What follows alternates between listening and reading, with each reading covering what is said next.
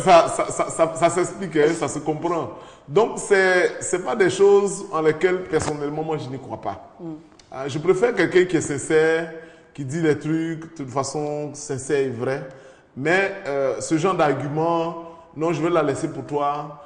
On était ensemble. Et puis, tu m'as laissé pour aller la prendre. Donc, si tu veux me prendre encore, qu'est-ce qui prouve que tu n'as pas me laissé à nouveau pour faire les va-et-vient entre les deux? Donc, bon, c'est à chacun d'apprécier, mais je n'y crois pas, moi, personnellement. Personnellement, donc, je n'y crois Oui, pas, ça, d'accord. Alors, on en est toujours aux causes. Hein. Oui. On a parlé donc de l'argent, de l'âge avancé, des mariages arrangés en famille, du suivisme, hein, de ceux qui veulent faire forcément Absolument. comme les autres, comme toutes leurs copines, tous leurs amis sont en couple, donc on veut se mettre en couple forcément. Et puis chez les femmes, l'envie de maternité. Oui, c'est sur ça qu'on nous étions et que c'est une des causes importantes.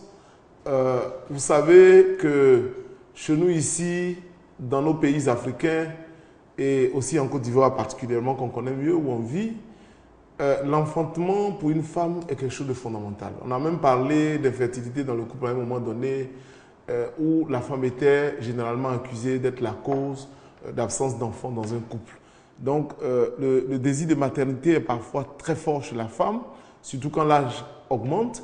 Les parents s'inquiètent, mais tu ne vas pas nous faire nos petits-enfants, tu prends de l'âge, etc., etc. Donc, la pression de la maternité est très forte et ça pose énormément de difficultés pour les femmes qui malheureusement s'engagent dans des relations sans lendemain. Monsieur Eugène nous appelle de Bingerville. Allô? Bonjour madame. Bonjour monsieur Eugène. Le grand problème, Oui. c'est que la société nouvelle nous impose. Docteur, je l'ai écouté pendant longtemps déjà, il y a 10 minutes. Oui. Tout est basé sur l'argent. Les parents disent, va chercher l'argent. Tu ne vas pas tes camarades. Même à la mairie, on dit, on aime pour le meilleur et pour le pire. Mais si demain, l'argent venait à manquer et qu'elle ne mange pas 2 jours, c'est le pire qui est arrivé pour elle. Monsieur, il cherche à avoir une femme salariée. Quand il a une femme salariée, qu'elle doit payer le courant, déjà, parce que j'ai écouté les causes que le docteur a données déjà. Donc, tout est pour principale cause, l'argent. La mère qui envoie sa fille à 10 ans aller chercher papa. Le père qui est là, quand il voit sa fille de 18 ans avec un monsieur qui est respectable, ton mari l'a depuis ici là, il m'a pas encore donné du verre. Donc tout est dans l'enseignement de l'enfant, que l'enfant doit rapporter de l'argent à la maison. Tout à fait. À partir de ce moment où on comprendrait que parmi les milliers de causes, l'argent est au centre de tout. On est dans une société démodée, qui n'a plus de moralité, et donc tout est basé sur l'argent. Si la femme paye le courant 2 fois, qu'elle ne voit pas le remboursement suivre, c'est déjà un problème. Elle poursuit son mari dans la chambre jusque devant les enfants. Et donc aujourd'hui, au travers de tout ce que nous vivons, chez le voisin, chez l'ami, tout est lié à l'argent. Je dis bonjour à mon ami Brou, qui est sur le plateau. On est tous à Bingerville. Merci beaucoup, monsieur monsieur Eugène. Je pense que je connais bien. Il a dit des choses très intéressantes. Bon, il a Oui. dit sur le ton de l'humour, C'est ça. mais le message principal est très vrai. C'est clair. C'est une question C'est pour ça que d'argent. nous l'avons cité en premier. En premier, d'ailleurs. On a essayé de hiérarchiser, mais tout tourne autour de l'argent. Tout ce qui sous-tend ces tensions. Oui, ces parce problèmes, que, effectivement, moi j'ai entendu des parents dire, c'est que Marie, là, il va te donner quoi? Il a quoi et puis il va te donner quoi? Ça, c'est l'argent. Et même dans le milieu religieux, ça existe. On dit, mais souvent, même quand tu veux rentrer dans certaines familles, on dit, mais lui, là, il fait quoi? Bon, c'est à tort ou à raison, parce que quelquefois aussi, quand même, on m'a eu une femme pour s'en occuper. Tout à fait. Alors, si on Donc, n'a pas le je strict pense minimum qu'on pour peut pas s'occuper être de soi-même, Voilà. Quand vous n'avez pas le strict minimum pour acheter, pour payer une maison, que vous devez prendre une femme, c'est normal que ça inquiète les parents. Mais le gros problème, c'est que si ça inquiète les parents, ça doit rester dans la mesure de l'intérêt de leurs filles, de leurs enfants. Or, malheureusement, quelquefois, derrière leurs préoccupations, c'est eux-mêmes. J'ai vu des mamans faire parler avec leurs filles, parce que même de la jalousie. Parce qu'elle a un mari qui s'occupe d'elle, ça fait mal à la maman. Ça existe. En tout cas, on a eu des témoignages de ce genre. Donc, la maman peut pousser sa fille pour que la famille soit entretenue par, comme on le dit chez nous, un boss, un homme d'affaires qui peut de temps en temps peut-être venir payer notre loyer, venir assurer notre popote. Parce que, comme le président Houphouët-Boigny l'a dit, un homme qui a fait n'est pas un homme libre. Donc, quand la famine commence à toucher les familles, effectivement, Mais tout ça, ça revient, comme M. Eugène l'a dit, à l'argent. Problème de l'argent. Mademoiselle Laure nous appelle de Marcory. Allô? Mademoiselle Laure? Oui, Allô? oui, allô? Oui, Mademoiselle Laure. Bonjour. Bonjour, on vous écoute. Oui. Oui, allô? Oui. Aïe.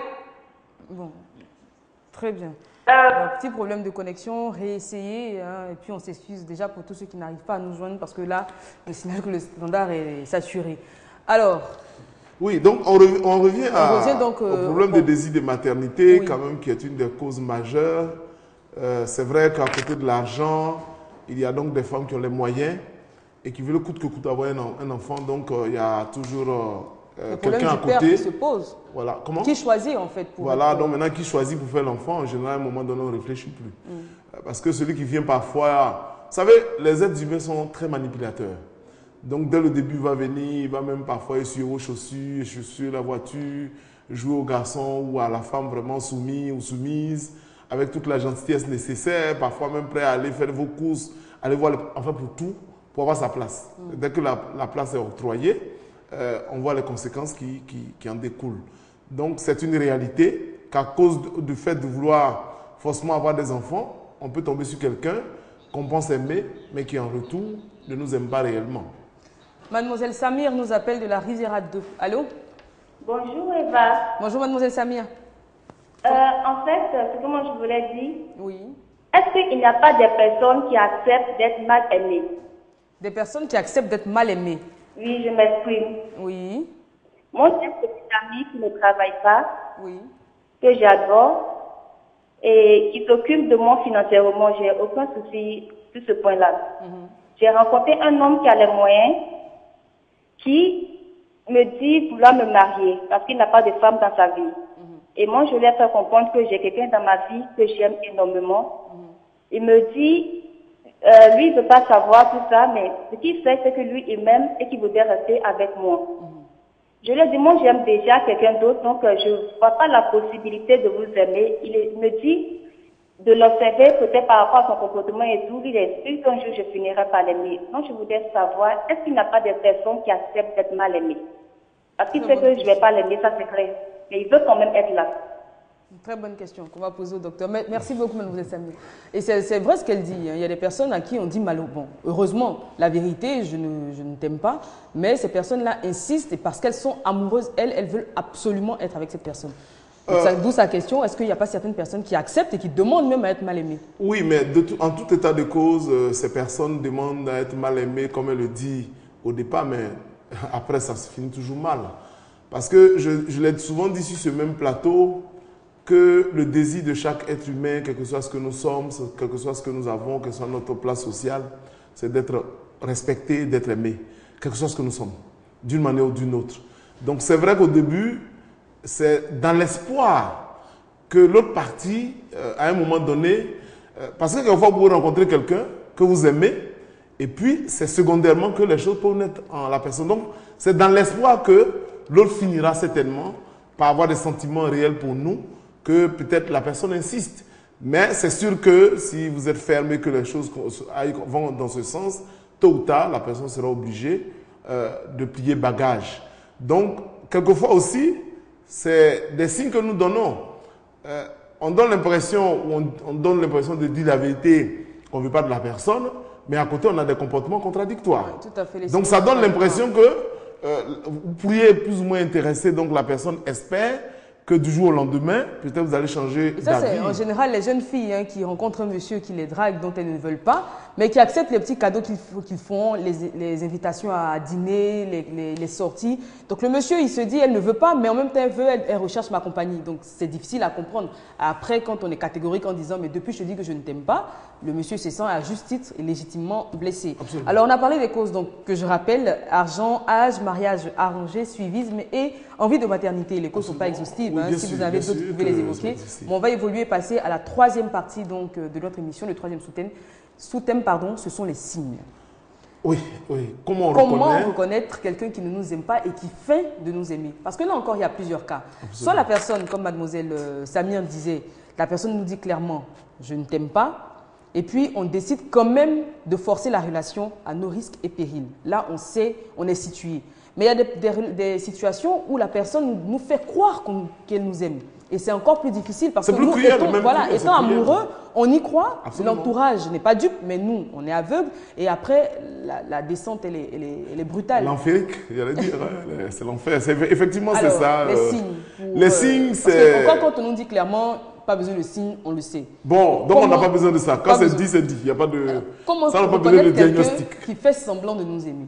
Alors, comme je le dis, les comportements sont tôt ou tard sont rattrapés.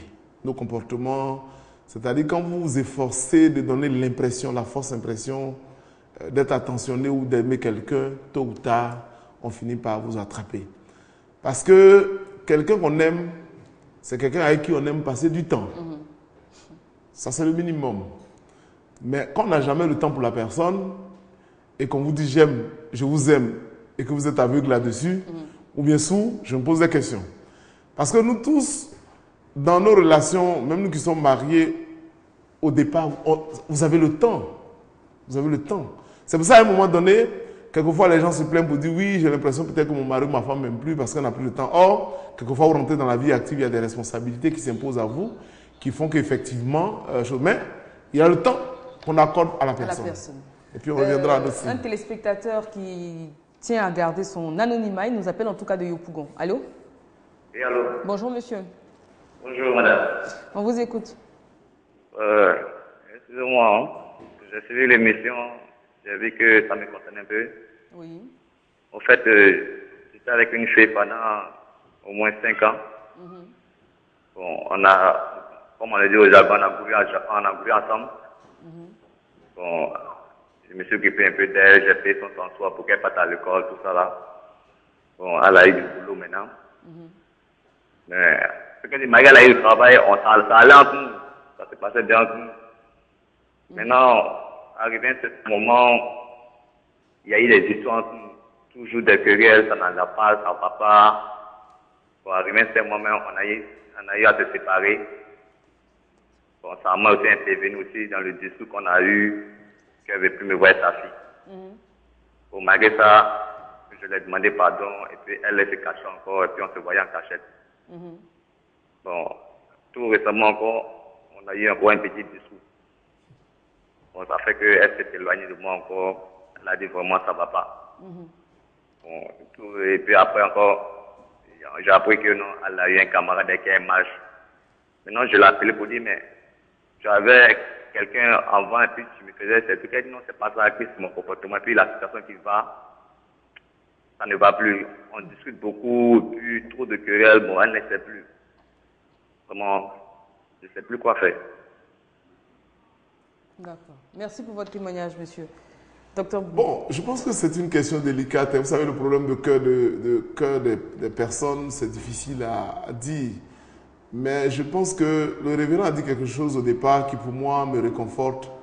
Si quelqu'un ne vous aime pas, on ne force pas. C'est pour ça que j'ai dit souvent aujourd'hui, même l'amitié, vous donnez votre amitié à quelqu'un. L'amitié, c'est ordinaire même. Si elle refuse, vous reprenez votre amitié. Je pense que ça va limiter votre souffrance. C'est-à-dire, je te donne mon amitié, tu la refuses, je la prends et puis je me bats, quoi.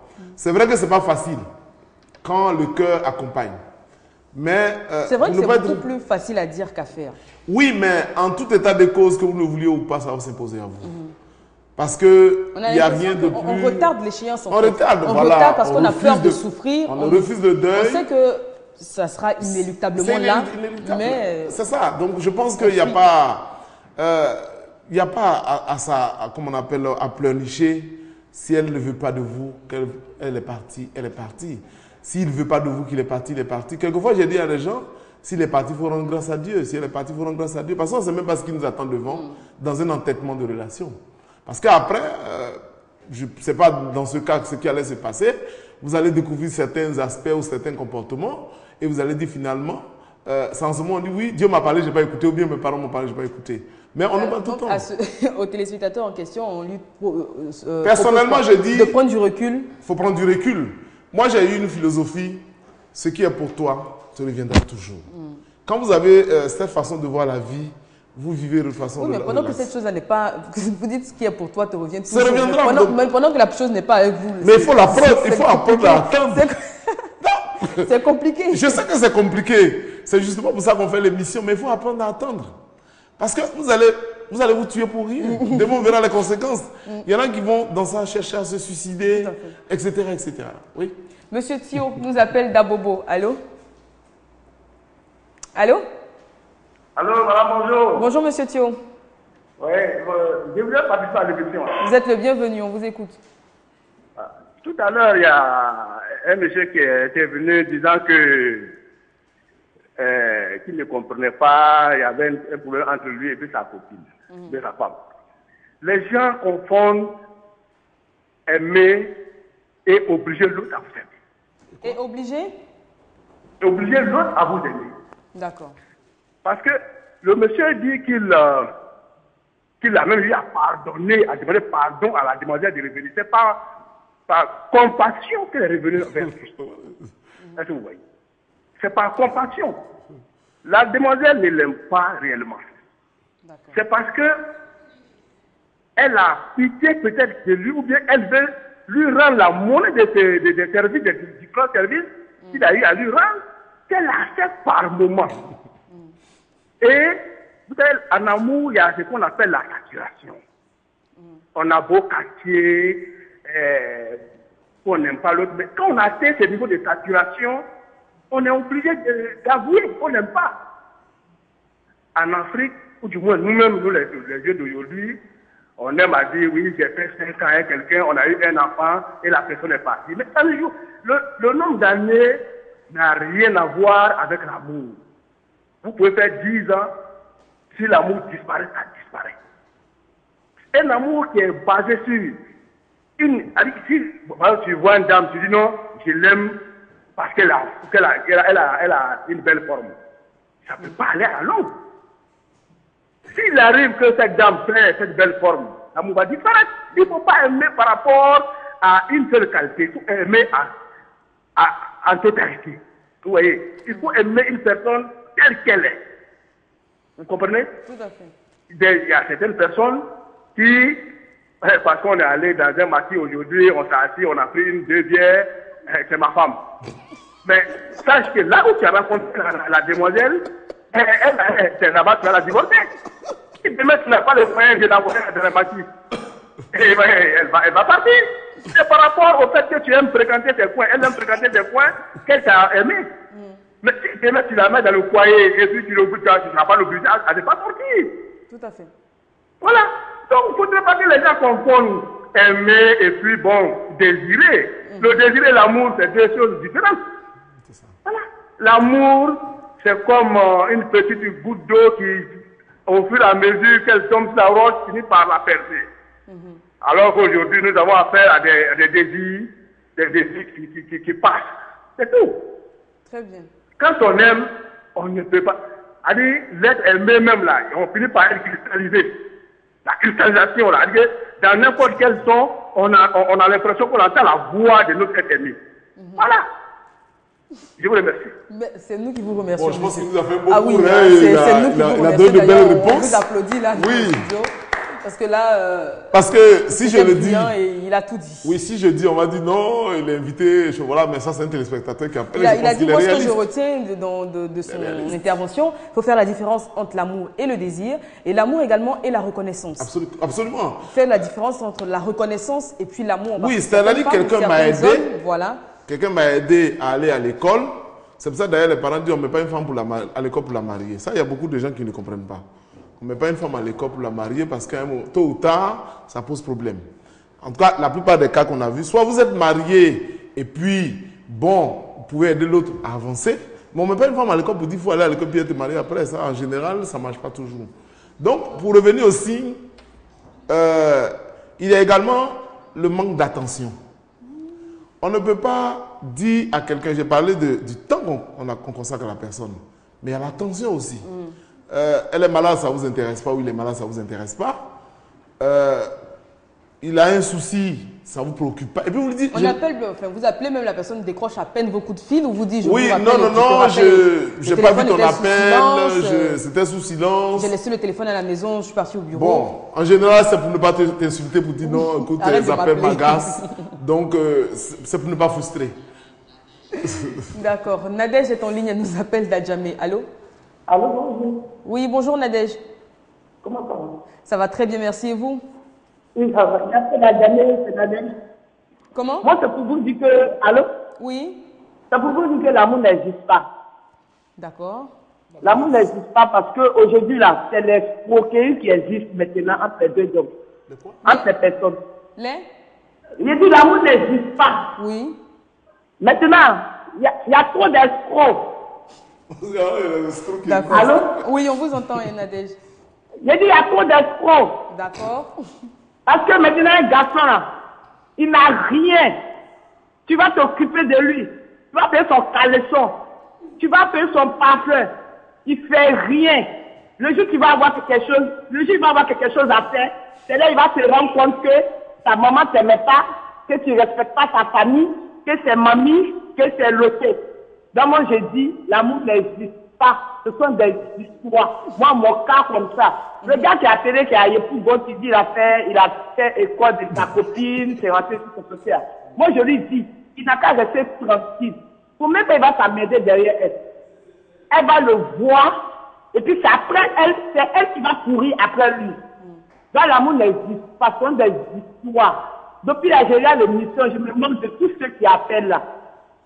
L'amour n'existe pas. C'est ce que moi j'ai dit. Et toi-même tu sais que l'amour n'existe pas et l'amour n'existe pas. Vous voulez obliger à accepter votre point de vue. Merci. Bon, ok. On va respecter son point de vue. Mais elle est libre, hein, elle est libre. Vous savez, c'est des sujets, quand on a parlé d'ailleurs avant de venir dans ce studio, sur le plateau, on en a dit, chacun a sa sensibilité sur le problème de l'amour, que c'est sûr, il va y avoir plein de réactions divergentes. Alors là, je crois que Nadège a donné le ton. Elle a complètement... Alors, il y a des personnes également, voilà, comme ça, qui, j'ai l'impression que c'est le cas de Nadège, qui ont été blessées en amour et qui n'arrivent plus à aimer. Donc, la personne, quand on se retrouve dans une relation avec une personne, un homme ou une femme qui a été blessée en amour, qui a tout donné, qui n'a rien reçu, qui a été blessée, la personne qui se retrouve avec cette même personne-là, paie les frais, fait les pots cassés de cette histoire qui n'a pas marché. C'est justement, c'est pour ça que... Parce que pour en arriver à dire l'amour n'existe pas, ne plus croire en l'amour, c'est qu'il y a eu une déception. Non, c'est que c'était on l'a cisaillé, quoi. Comme une déception qui n'a pas été... la plaie totale. Voilà. La plaie totale. Mais je pense, je voulais dire à Nadège que il faut qu'elle comprenne que c'est la vie. L'amour existe. L'amour existe bel et bien. Même si l'amour des hommes n'existe pas, l'amour de Dieu existe. Donc l'amour existe. Parce que Dieu existe au travers des hommes, donc je pense que l'amour existe bel et bien. C'est vrai que de plus en plus, nous sommes matérialistes, nous sommes égoïstes, nous sommes méchants, mais au milieu quand même de ces milliers de personnes, il y a des individus qui sont assez corrects, qui aiment véritablement. Donc je veux lui demander de toujours croire en l'amour. De croire, d'essayer de faire le deuil de ce qu'elle a subi, parce que je pense que quand on l'écoute, elle a été profondément blessée, et elle a été blessée dans son amour. Et ne croit plus. Donc on continue donc avec les signes. On a parlé de l'indisponibilité de la personne. C'est ça. La personne n'a jamais le temps à nous consacrer. Elle prétend toujours être occupée. Elle décroche à peine nos coups de fil. Ne répond pratiquement pas aux messages. C'est les signes qui ne trompent pas. Ah, mais il y a des personnes qui non, vous savez, moi j'ai dit toujours... C'est pour ça qu'il ne peut pas répondre. Moi j'ai dit toujours la vie là. Si vous voulez bien la vivre, il faut avoir les pieds à terre. Il ne faut pas renverser. C'est-à-dire qu'il ne faut pas mettre la tête à terre et puis avoir les pieds en haut. En fait, c'est le problème qu'on a. Il faut être réaliste. Tu t'approches de quelqu'un, les signes sont là. La personne n'a pas le temps pour toi. La personne ne s'intéresse pas à toi. Tu dis non, forcément, je t'aime. Bon, un jour, on va te dire tout ce que je veux. Il m'aime, mais il ne sait pas. Il y a Jacques qui nous appelle du Burkina. Allô? Bon. Monsieur Jacques? Allô? Oui, allô? Oui, bonjour, monsieur Jacques. Bonsoir, madame. Merci d'être avec nous, on vous écoute. Oui, j'appelle du Burkina. Oui, merci. J'aimerais participer à votre émission. Vous êtes le bienvenu. Vous savez, de notre jour là, oui. Bon, les êtres humains, ils ont perdu le sens de vivre. beaucoup de gens ne savent pas pourquoi ils vivent. Et beaucoup de gens aussi n'ont pas le sens de l'être humain même en soi. Voilà pourquoi il y a beaucoup de fauchés dans les familles. Parce que les gens ne cherchent même plus à savoir quelle est la valeur de l'être humain. Le monde est devenu matérialiste. Or, pourtant, avant, les hommes vivaient dans les matériels. Les gens s'aimaient parce qu'il faut aimer ton prochain. Mais de nos jours, les gens veulent voir les grosses caisses, les belles villas. Le monsieur, il est bien habillé. Il a un bon poste au service. En oubliant qu'avant, l'être humain donnait sa fille à marier à une famille parce que cette famille reconnaît la valeur de l'être humain. Quand je donne ma fille dans cette cour, ils pourront la gérer bien. Des fois même, on donnait sa fille à quelqu'un sans prendre un franc. Je peux donner ma fille par amour. Aujourd'hui, tu peux dépenser des milliards. Et quand les milliards finissent, la femme s'en va. Donc, vous savez, c'est que l'autre dame vient de parler, il n'y a plus d'amour. Il y avait du vrai amour. En tout cas, l'homme pouvait donner sa vie pour son prochain. Très bien. Aujourd'hui, tu peux donner bien même dans une famille, faire tout. Mais le jour que tu n'as plus les vies en main, ils vont dire à la monsieur, bon, ton mari ne nous amène. Ça fait 2 ans, on n'a plus un sac de riz, on n'a plus rien. Bon, vous savez, vraiment, je trouve que l'émission me plaît beaucoup. J'aimerais participer. Merci, pour monsieur faire Jacques. savoir aux gens que c'est le sens de l'être humain même qui n'est plus aux humains. Très Nous bien. vivons comme les animaux. Merci beaucoup, monsieur Jacques, pour votre intervention. Merci. Et très bonne journée à vous. Et d'ailleurs, ce sera notre dernière intervention parce qu'on a pratiquement 1 minute avant la fin de l'émission. Bon, je pense qu'on terminera demain. On en était aussi. Donc, oui, déjà, tout le monde ne est pas d'accord oublier. avec nous que tout le monde est d'accord avec nous que c'est une réalité. Je pense que c'est ce qu'on peut conclure pour aujourd'hui, puisque nous sommes au terme du temps d'antenne d'aujourd'hui. C'est une réalité et les interventions très incisives aujourd'hui nous ont permis de comprendre la colère et les frustrations. Demain d'ailleurs, ça fera partie des conséquences que nous allons aborder. Nous reviendrons peut-être sur les signes, mais la réalité, c'est que le manque de temps, le manque d'attention, la violence, l'infidélité, la violence. Je voulais surtout insister sur la violence parce qu'on dit non, je l'aime. Il vous frappe. Moi, j'ai entendu dire c'est parce qu'il m'aime qu'il me frappe. Oui, celui qu'on frappe, qui pense qu'on l'aime, il est malade. Il est un peu quand même malade. Non, non, non, parce que. J'ai entendu une femme, j'ai dit, moi, qui disait si mon mari me frappe, c'est parce qu'il m'aime. Oh, oui, d'accord, bon, ça c'est peut-être sa philosophie, mais je pense que quelqu'un qu'on aime, en général, on la violente pas, en tout cas de mon point de vue. Très bien. Voilà. Merci beaucoup, Dr Brou. Merci beaucoup. Merci d'être venu. Vous nous avez montré et là, on est tout content. Merci à vous également, très chers téléspectateurs, qui prenez de votre temps pour suivre cette émission et surtout pour appeler. Merci particulièrement donc à la jeune dame qui nous avait appelé, Nadège de Gadjamé. Je tiens à lui dire que l'amour existe, il faut qu'elle y croie. Il faut qu'elle y croie. Et merci à tous les téléspectateurs d'ici et d'ailleurs qui nous appellent. Je rappelle que demain, on sera encore ensemble à partir de 13h15. On reprendra et on finira, je l'espère, ce sujet. On parlera plus des signes. On a commencé, là on achèvera demain. Et surtout de conséquences et de conseils. Et puis demain seront présents sur ce plateau Monsieur Nda et Maître Bamba. Cette émission a été réalisée par Patricia Yeo. Merci encore. Restez sur RTI2. Nos programmes continuent.